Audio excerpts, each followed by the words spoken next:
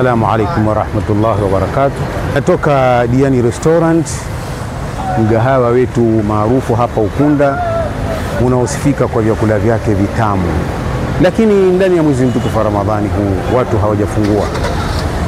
Mtu mwingine anaweza kufikiria, Sheikh, mbona toka hotelini mwezi wa Ramadhani saa hii saa 10? La, nafikiri umesahau hadithi ya Mtume sallallahu alaihi wasallam, alhadithul qudsi iliyozungumzwa na Allah subhanahu wa ta'ala. Akasema, as-sawmu li wa ana ajzi bihi, saumu ni yangu na mimi nitailipa mimi. Maana yake ibada ya saumu inataka ikhlasi, aliyefunga ajulikana. Yad'u ta'amahu wa sharabahu li ajli, mja wangu ameacha chakula chake na kinywaji chake kwa ajili yangu mimi. Kwa hivyo saumu na malipo yake ambao kwamba sitomwambia yoyote na yajua mimi mwenyewe.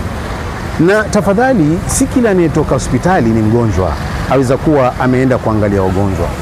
Na si kila anayetoka chooni ameenda kujisaidia, aweza kuwa ameenda kuangalia bomba yatoa uchafu. Na si kila ambaye kwamba anatoka restaurant ameenda kula.